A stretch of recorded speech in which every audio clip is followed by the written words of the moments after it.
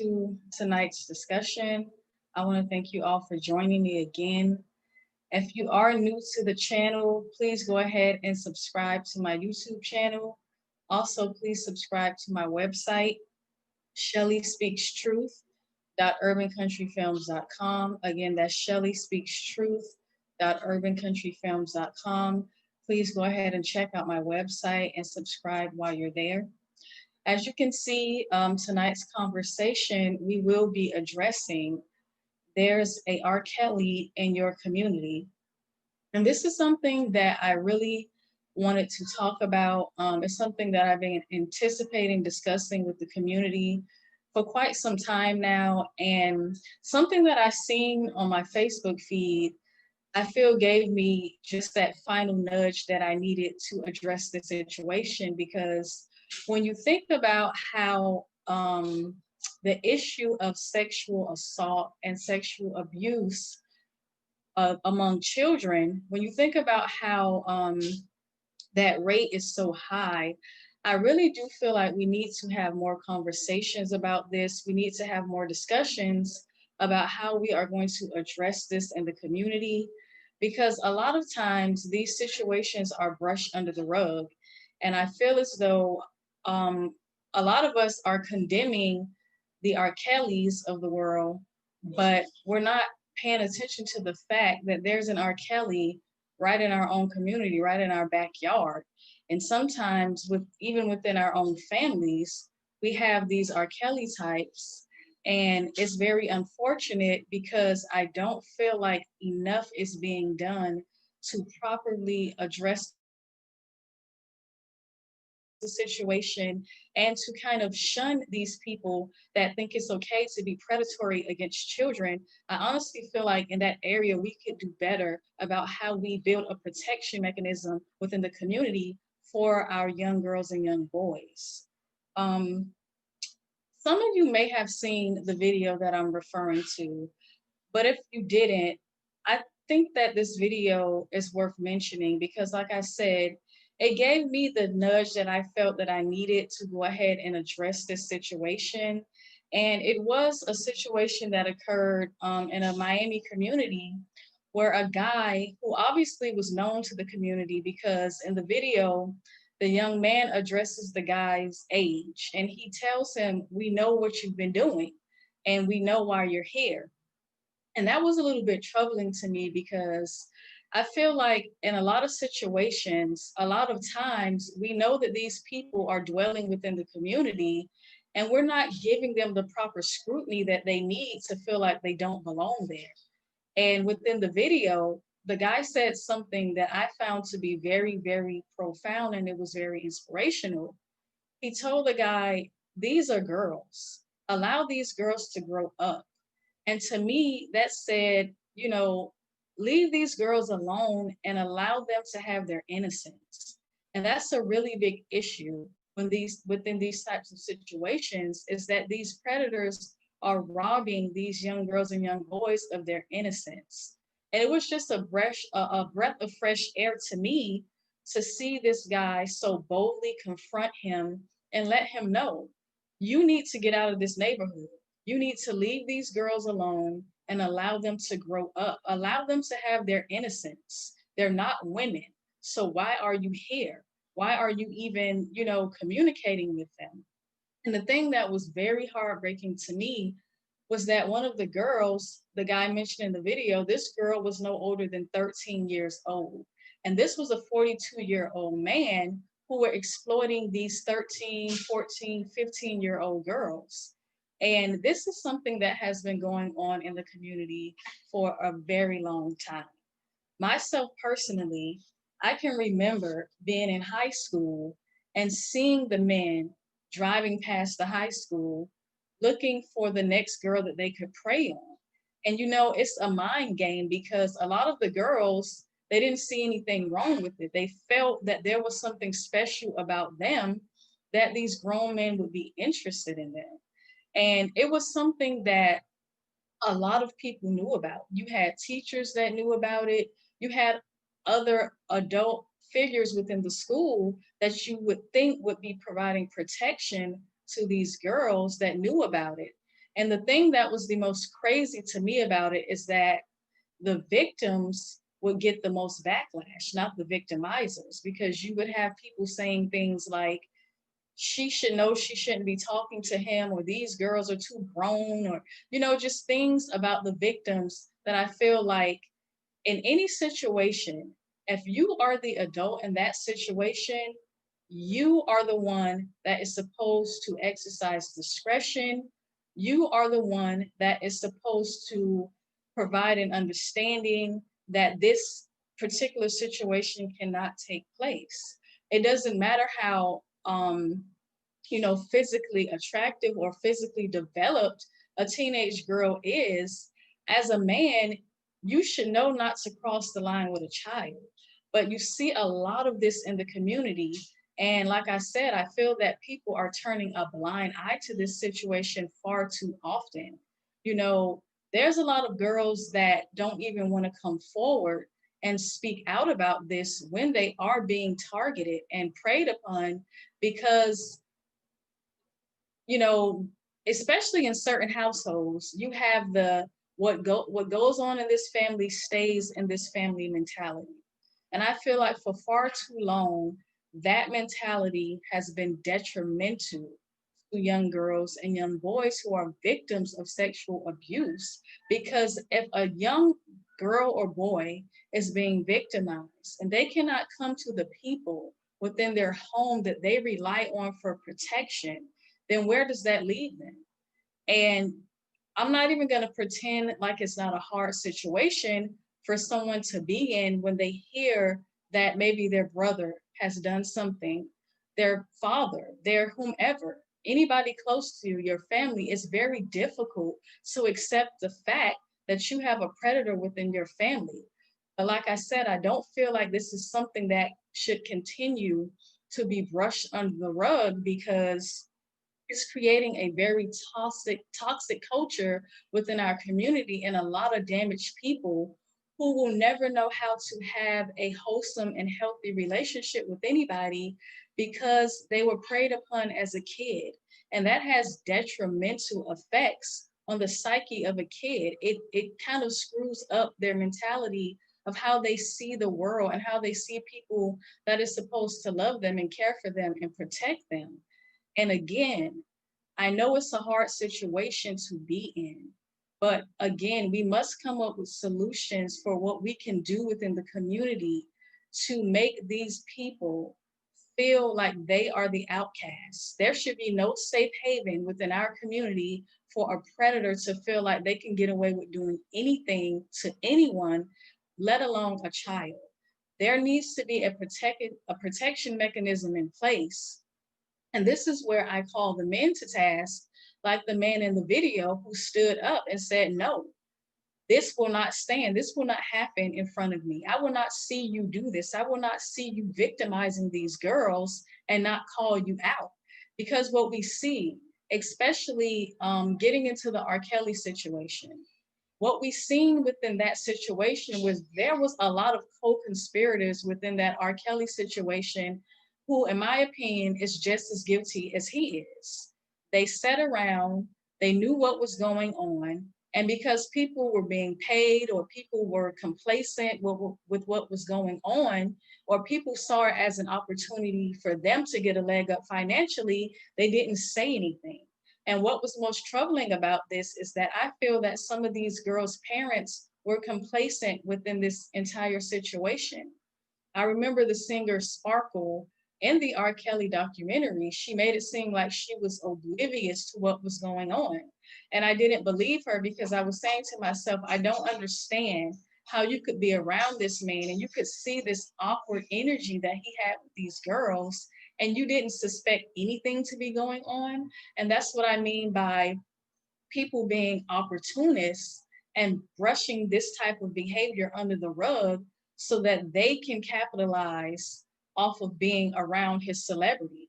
But even beyond that, like I was saying, within the community, we see too many people turning a blind eye to these situations. And what they do, because they know this isn't right, they turn the victims into the ones who should be scrutinized instead of the victimizers. Um, Real quick, I just want to get into a couple of statistics to give everybody an idea of how rampant this is within the community. And when I say community, I am referring to my community for this particular topic, but this is happening all over the country in many different communities. But I feel like, especially within the Black community, because there's such a large disenfranchisement within the Black community, a lot of these girls are ignored, and there's no public outcry for this because they're coming from poor and disenfranchised communities, and people don't feel the need, for whatever reason, to bring these young girls' plight to the forefront and begin to try to do the necessary work to clean the communities up on a national level. But there are things that we can do within the community ourselves to start to make these people who think that they're going to bring this predatory behavior into the community. There's things that we can do as members of the community to make these people feel uncomfortable and make them feel like they have no place within the community. But really quickly, before we get to calls, I want to go over some statistics. So again, I can give you all an idea about how rampant this is within the community, because a lot of girls are being affected by this. And I feel like anybody who has a voice should be speaking out about this. I wanted to use my platform to talk about this because this is such a big problem in the community. And I feel like there are things that are being done to kind of bring it to the forefront, but I don't see enough of an outrage that I feel needs to be taking place. Quickly jumping into the statistics, um, the information that I had access to, it stated that 1 in 9 girls are victims of sexual abuse at the hands of an adult. 82% of the victims of sexual abuse are females. 1 in 53 are boys. And this is a major problem, especially among the girls within the community. We see a lot of predatory behavior being put upon the girls. And I feel again that there needs to be a protection mechanism, especially from the men within the community. And a lot of men, they get upset with me and they say, why are you so hard on the men? Why are you always coming down on the men? And I feel like a lot of these situations could be, if not completely eradicated, I feel like a lot of these situations could be far less detrimental to the community if the men would stand up and send a strong message that this type of behavior will not be tolerated in the community. And, even within situations within the home, you find that a lot of these girls who fall prey to this, who fall prey to the predators within the community, the common issue is that there is no male presence in the home and there is no one there to protect them. Even if it's something that is going on within the home where it may be a mother's boyfriend or a cousin or an uncle or whomever, a lot of the times there is no male presence in the home for the young girl to have a safe haven, to feel like she can come to a man to be able to confront another man within the situation. And I feel like that's a big issue. And I know that the mother or whomever who's in the home, they do have a responsibility and obligation to provide protection for the girls. But at the same time, I feel like the message would be a lot more stern. I feel like the message would have send a lot more of a firm message if the men are standing up and saying, we will not tolerate this within the community, and not just silently allowing it to go on. Because when you think about it, silence is compliance. The men need to step up to the plate and be the protection of the community so that no one will even feel as though they can come in the community and get away with this. There is, other factors that go into young girls who are victims of sexual abuse. And some of those contributing factors are young women who are victims of sexual abuse are 4 times more likely than the general public to abuse drugs. They're 4 times more likely to suffer from PTSD, and they're 3 times more likely to have major depressive disorders. And also, as I was saying before, a lot of these girls do not feel protected within their own homes. They don't feel that there's any protection coming from the community. So I would like to know how you all feel about the situation as we keep the conversation going. For everyone who's viewing right now, the number to call in is 786-295-1295. You can call in and express how you feel about the situation, share your comments, share what you feel can be done in order for us to combat the situation within the community. Because, like I said, although it's something that in part is being kept quiet, it is a very detrimental issue within the community. Also, if you're watching right now, please go ahead and share the video. Please share it to your Facebook. Like I said, drop your comments within the comment box. Please let me know how you feel about tonight's topic because, like I said, this situation is quietly running rampant through the community. And I feel that there is more that should be said and should be done about this.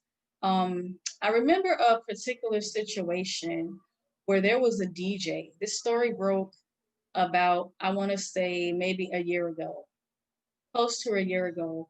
There was a situation with a famous DJ that broke. This was a white man. And this man was very toxic to the Black community because he had infected more than 200 girls with HIV. A lot of these girls were these were young women and girls, to be more exact. And a lot of these young women and girls were under the age of 18. And like I said before, my issue with that is that where is the protection? Even within those celebrity circles, there were a lot of people coming out commenting after the fact, saying that they knew what was going on, and they seen him coming into the club, approaching these girls, promising them that he would get them into the music business. And this is a guy who was rubbing shoulders with a lot of celebrities. He was in a lot of circles. And like I said, there was a lot of people who were aware of what was going on, and no one was speaking up about this in the way that it should have been spoken up about. So much so this guy felt so comfortable doing what he was doing to the fact that he infected over 200 girls with the disease. This is something that these young women will have to live with for a lifetime. You know, this is something that a predator did to them, and there was really no protection from the community to send a strong message to this guy that you can't come up in our community and just do whatever it is that you feel that you want to do. And I think that in these particular situations, again, people come in and they feel emboldened and they feel comfortable enough to do whatever it is they feel that they want to do because we are not doing enough as a community and we are not doing everything that we should be doing to show that we will not allow this level of dysfunction to continue to happen in the community. Again, a lot of his victims were under the age of 18. So these girls, because they are in situations where they may be in poverty, that makes them very vulnerable to predators coming in the community and promising them things, promising them gifts, promising them monetary things so that they will fall victim to their predatory behavior. Like I said, this is something that we have all witnessed within the community. Even myself, within going to school, growing up in the community, I would see this all the time. And I always felt a way about it, even as a child. And I often wondered why there were so many adults that seemed to, you know, I wouldn't say be okay with this, but so many adults that seem to not be as outraged as they needed to be by this situation. And that goes back into treating the victims as if they're in the wrong and not putting the victimizers in the place that they need to be in, which is the place of a predator. I don't understand how it is that we have allowed this to go on for so long within the community, and no one has really said, no one has really done the things that I feel is necessary for them to do in order for us to combat this situation. It's something, again, that is running very rampant within the community. And I don't feel like the proper things are being done in order for these people who feel like they don't have a place within the community. Because again, even going back to the video that came across my timeline on Facebook, the guy mentioned that this was someone who was familiar to the community. This guy is someone that people knew him by face, and they were silently complying with what he was doing because, again, there was no way that he should have felt comfortable enough to continue to show up in that community and victimize those young girls within that community. Now, another thing that I would like to address, because this is something that I often see, and it's very heartbreaking for me, because a lot of times you see young girls saying that, they went and they told a family member that was happening to them, young girls and young boys, because sometimes we get wrapped up into what is going on with the girls because it's going on with the girls so rampantly that sometimes we leave the boys out. But this is something that affects boys as well. So I don't want to leave the young boys out of this conversation. But since it's something that is going on so rampantly with the girls within the community, um, we tend to talk more about it. But getting back to the young ladies that, I see saying that they went and they spoke up and they told someone within the family that these things were happening to them, and they were dismissed. So, as I was saying, I don't understand how we expect the girls to feel like they have a safe haven if, when they're bringing up the fact that they are being abused, and they're dismissed, or, they're made to feel like they're not believed, or, they're made to be told that what happens within the family must stay within the family. Then they, ultimately they feel like they have nowhere to go, and they don't have anyone to depend on to help them out of the situations that they're in. And, that's when we begin to see a lot of young women in society who don't feel that they have any value, who feel like the only purpose that they have is to be a sexual object to a man. And believe it or not, there is a good number of teen girls who feel that way.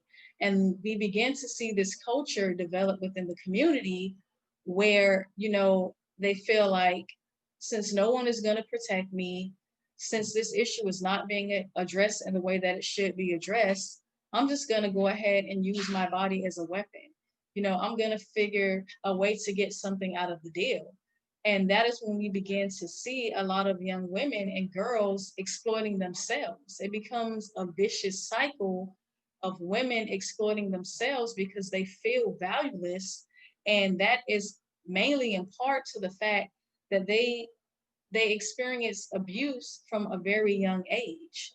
A lot of these victims, again, are under the age of 18 years old, starting off as young as 13 years old, and in many cases, even younger than that.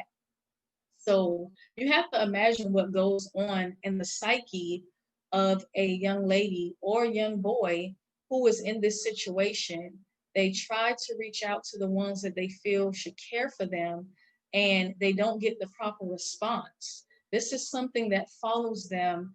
It could be for the rest of their lives, because in many cases, these young men and young women, they don't seek out the proper avenues to begin the process of healing from all of the trauma that they have experienced from being within these sexually abusive and sexually predatory situations within the community. I feel as though if we would do more to bring awareness to this as a community, we would begin to see the healing processes begin, and we would begin to see a lot of these young men and young women not have to grow up with this heavy burden on them of feeling like, maybe it's something that they did wrong to be into this situation. So I see that a comment just came in the chat room, so I'm going to go ahead and read the comment. Andy Drew says because of money. Take Subway and Jared Fogle as an example. They knew, but his image made them money. Also, we have to blame Black culture. I am half Black, and I see things when a Black man passes by with nice clothes and a nice car. The elder mothers say, "Oh, there goes a good one." Like I said before, and thank you for that comment, Andrew, because that is one of the biggest problems within the community. And I feel like that is why these predators like to come to poor and disenfranchised communities, because they know that it's easy to exploit individuals who are in poverty stricken situations. um, a lot of times in poor communities, you're dealing with single parent homes, or you're dealing with children who, have parents in the home, but because they're trying to do the best that they can to survive, a lot of this stuff goes under the radar. And in some instances, you have some parents, unfortunately, who actually take part in it because they may be gaining something from it. And that is something that, believe it or not, is more common than you would think within the community. A lot of these parents, and unfortunately, a lot of mothers who are raising children on their own, in many situations, they don't speak out, and they don't provide the type of protection that they feel, I mean, that the child may feel that they need, because the mother may be gaining something from the situation momentarily. We see a lot of times within the home, the victimizer may be the mother's boyfriend. And like I said, I just can't imagine a situation where, because someone is offering you money, you allow them to exploit your child. This is something that I too have witnessed growing up, within my teenage years. It was very unfortunate in the community seeing these guys prey on young girls that they knew that were in poverty stricken situations, and that they would be able to more than likely get away with it just by offering something monetary in return. Andrew says, you cannot judge someone on clothes, good or bad. And that's very true. I think that the image that is portrayed within the community a lot of times is motivated by money, is motivated by image. And again, a lot of these people that come into the community, they prey upon the poor and disenfranchised. And this is why I bring this up and talking about it within poor and disenfranchised communities, because there isn't enough of an outcry about it, because it is something that is happening to poverty stricken people. And unfortunately, especially within this country, a lot of times what is affecting the Black or underprivileged communities, it usually goes under the radar. And people don't want to talk about it because they don't feel that there is much value placed on that community as other communities. But that's why I go back and I continue to say this is something that has to be handled internally by the members of the community. There isn't any situation in which a adult woman should see a young girl being victimized and she tried to convince that young lady that there may be something that she is doing wrong. Again, I go back to the stigma that is placed on the girls, that they are too grown, that they are dressing in a way that they shouldn't be dressing, or they're doing something that they should not be doing, that is making them, you know, a target. And I do not agree with that, and I don't believe in that, because like I was saying earlier, anytime there is a situation where there are girls or boys within a situation and there is an adult involved, that adult is always the one who is supposed to exercise discretion. In the chat box, Urban Country Film says that is because we don't own our community. I mean, there is a level of truth to that, um, and the value of what goes into a community when there is ownership. I think that when there's ownership within a community, people tend to place more value on what they own. But at the same time, I don't feel as though owning the community would totally eradicate this problem. I feel as though the culture within the community is going to have to shift because, as I was saying before, when I went into the statistics, 82% of girls are victims of sexual abuse before they're 18 years old. That is a staggering number of young women. Um, in the chat box, Urban Country Film says we don't value our community. Yeah, and that ties into what I was saying. We don't value our community, and therefore we see the toxic culture that facilitates these predators having a safe haven within the community, that facilitates the culture that they feel that they can come into the community and do as they please because we don't value the community. And we need to begin to put more value on the community so that people will not feel comfortable, so that we can feel that our most treasured values in the community, which is our girls and boys, we will begin to shift the narrative. We will begin to shift the culture because a lot of times people often say that as individuals we need to do this and that, and it's not that I don't that I disagree with that. I wholeheartedly believe that the change starts from within with individuals, but also we have to think about the culture of the community because the culture is mainly responsible for how the community will function, and also the amount of people who want to address this situation. Like I said, I feel that there are people that are speaking out about it, but there aren't enough people that are speaking out about it. There is only so much that people can do as individuals to invoke a shift in culture within the community. Because ultimately, I wholeheartedly believe that the culture is what drives the community. And the culture is what is going to determine what our children are being exposed to. Because within our homes, we can do the best that we can. But what happens when they leave our homes? If we have a toxic culture within the community, there is only so much that we can do to, provide a safe haven for our children because the safe haven can be within our home. But when they get that out there on the streets, then it's a whole new world out there. And excuse me, and I feel like there's more that needs to be done to address this problem with shifting the toxic culture that is within the community that allows this to happen. In the chat box, Samantha Silas says that and also hold these predators accountable, call them out every time.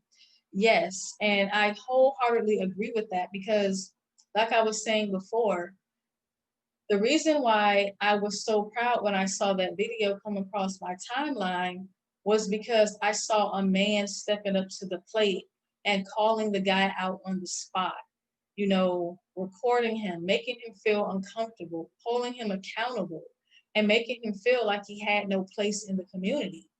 Again, too often people are silently compliant with this, even if they don't agree with it. But again, if you're silent, to me, that says that you're going along with it. So it was very refreshing for me to see this guy call this man out, even so much so to the point that he threatened him and told him not to come back. And I felt like that was very commendable. And I feel like we need to see more of that within the community because, again, I feel as though the men need to be on the forefront of the community and providing a protection mechanism for the community. It's not that I'm trying to jump on the men. It's not that I'm trying to put them down or make them feel like they're not valuable.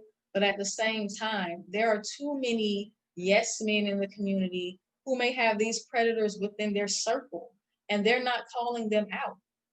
How is it that this particular guy was able to be coming and going in this community until this one person called him out, and this was a familiar face within the community?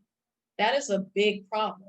There's no way at all that this guy should have felt comfortable enough to be continuing to return to the community and prey on these girls. And it had to continue happening, so much so to the point that someone had to pretty much threaten his life to get him out of the community. Urban Country Films in the chat box says, Black men need to stand up, period.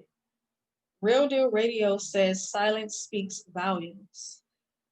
Yes, it does. And again, if we all as a community don't call this out and give it the proper attention that it deserves, we're going to continue to see this problem fester.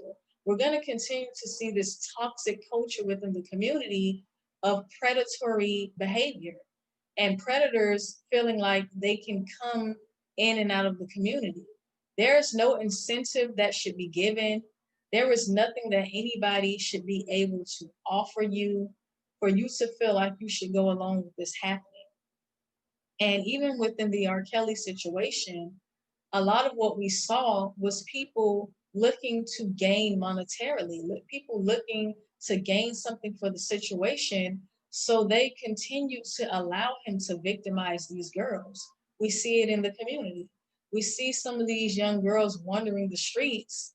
And because this is profitable and because people can make a business out of this, they're continuing to victimize these girls. And as a community, this is happening right in front of our very to call this out. But I feel like continuing to have these conversations, continuing to call it out when we see it, not in a way that you would put yourself in any type of danger. I don't advocate for people to put themselves in harm's way, but I feel like we have the discretion to assess the situation and, if need be, get the proper officials involved so that these people will know that when they come in the community, this is not going to be tolerated. Too often in the community, we have this culture of not saying anything and feeling like a snitch if we call out toxic behavior within the community.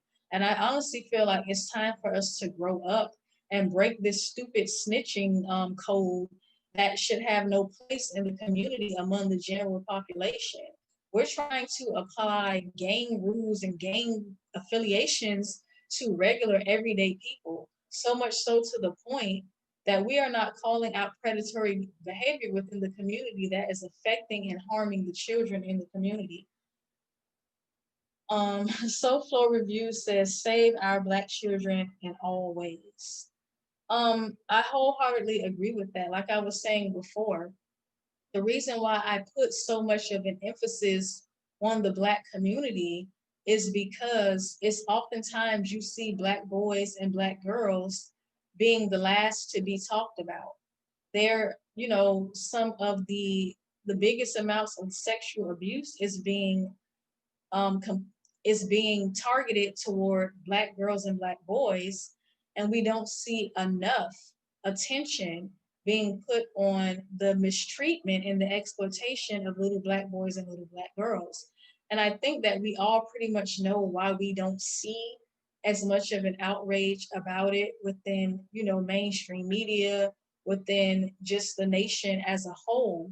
But at the same time, us who live within the Black community, us who are part of the Black community, whether or not we're living within the Black community or not, at the end of the day, we still have a connection to the community, and we still have to do our due diligence to make sure that we are protecting our children.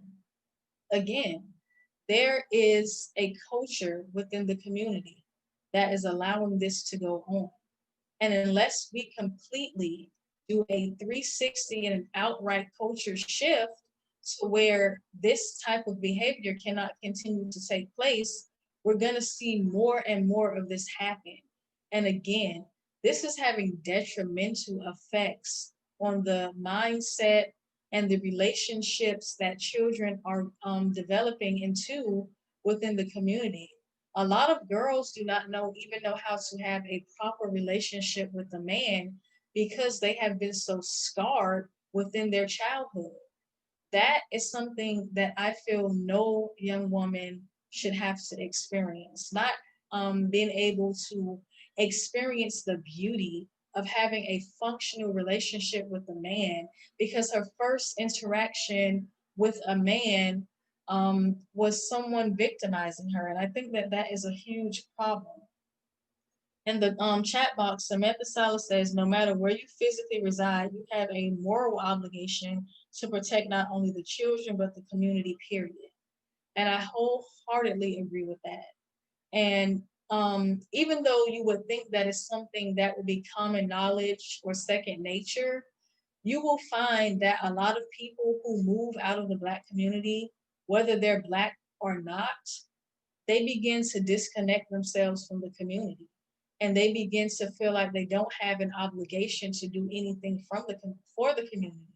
And that is a really big issue because too often I see a lot of Black men, and again, I'm not beating up on the Black men, but I must continue to stress this. I see a lot of Black men who move out of the community and they say, why is it that Black women call them to task and, make it seem as though they're supposed to be the representatives of the Black community? But again, if the Black men, who I feel is supposed to be the protection mechanism of the community, if they're not stepping up to the plate and having a strong presence when it comes to protection around the community, then that leaves everyone in the community vulnerable to all types of predatory actions taking place in the community. Again, if the men of the community are not willing to step up to the plate, in many cases, that leaves the women vulnerable, the women and children vulnerable. And I do honestly feel that it's very cowardly for men to even feel a way about women asking them to step up to the plate and provide protection for the community. Because again, especially when it comes to the Black community, we see a lot of this. We see too many men feeling like they don't have any obligation to the community. And again, that is a big problem for me because if the men don't feel like they're obligated to provide protection to the community, where does that leave the women and children? And one more thing that I wanted to address as we begin to wrap up in a few minutes,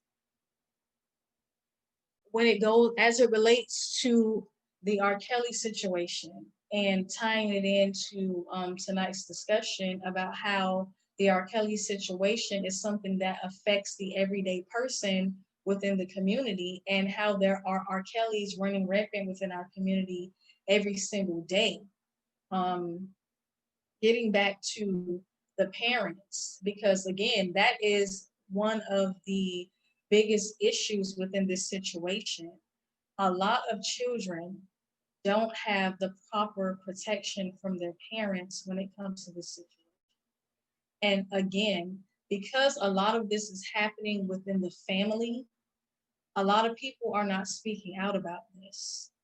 A lot of the young women who are victimized, their first encounter with being victimized is someone who is closest to them, an uncle, a family friend, a cousin, somebody who they should have never been in that situation with, someone that should be their protector is the one who is hurting them.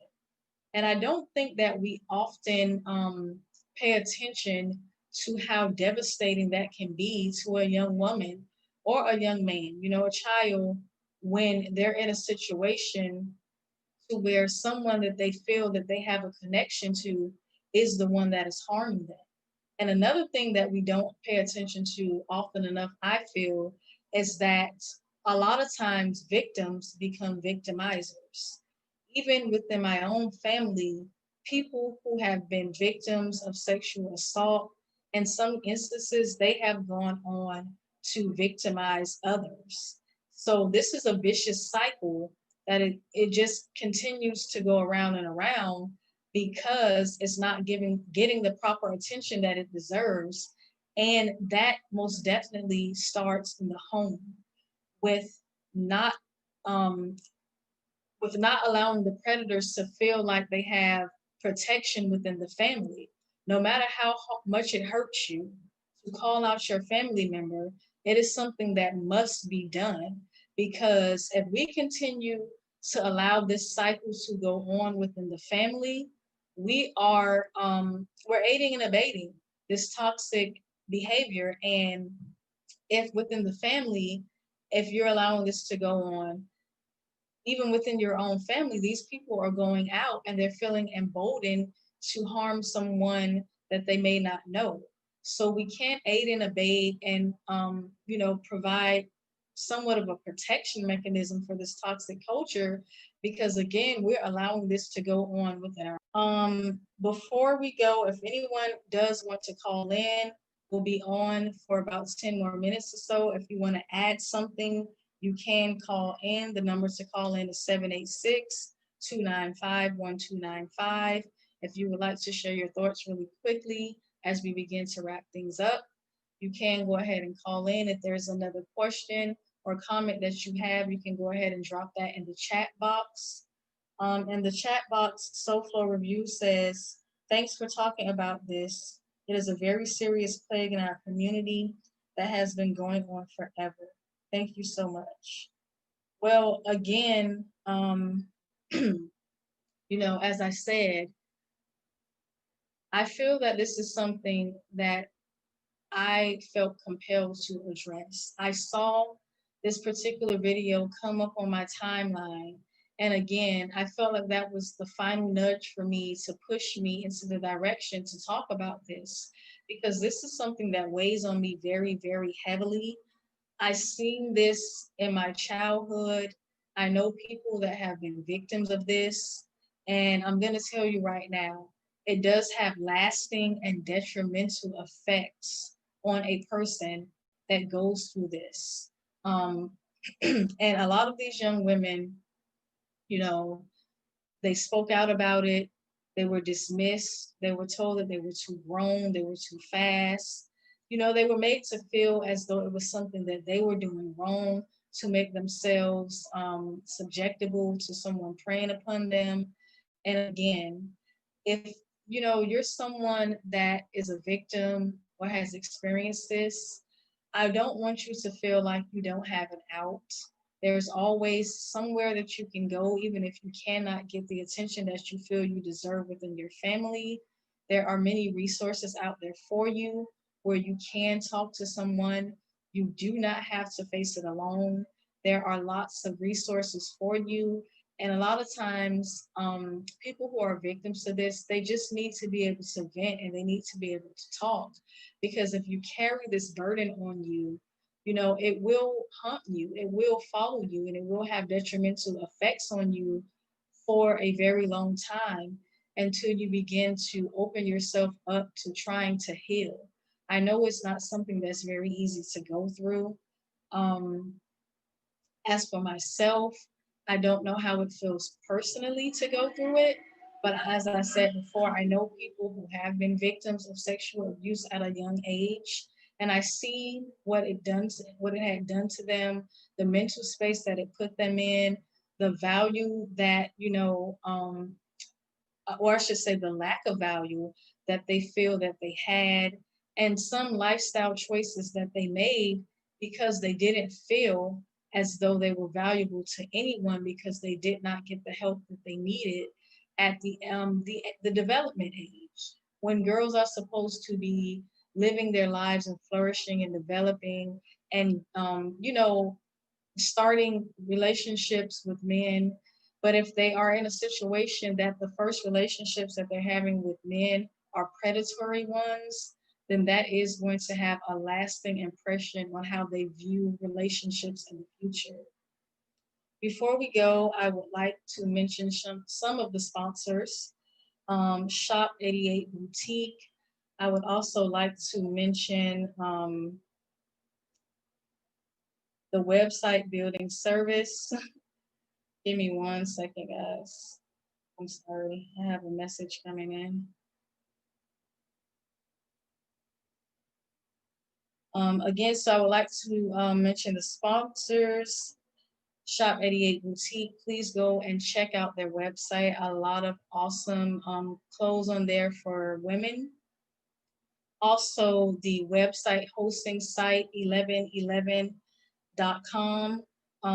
Also, BU Hosting, website development, domains. Please check out their website.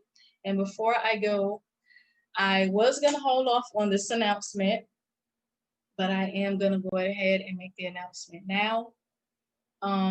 Since it ties into tonight's topic, I think that now more than ever would be a perfect time to announce that my book, Grown Little Girls, will be relaunching very, very soon.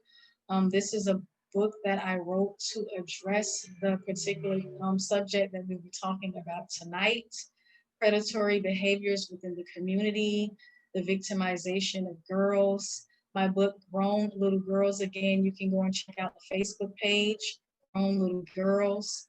Again, the relaunch will be coming very, very soon. You will be able to buy the book. There will also be an ebook available.